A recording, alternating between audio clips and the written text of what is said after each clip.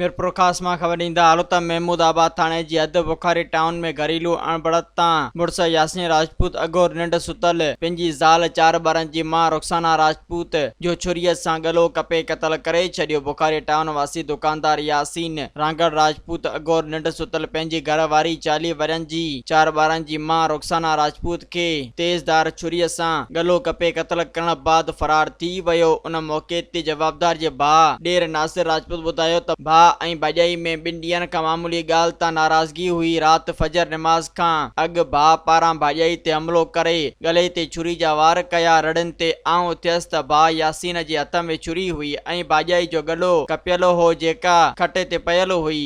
मूं भाउ खे जलण जी कोशिश कई पर हू मूंखे धिको ॾेई फरार थी वियो।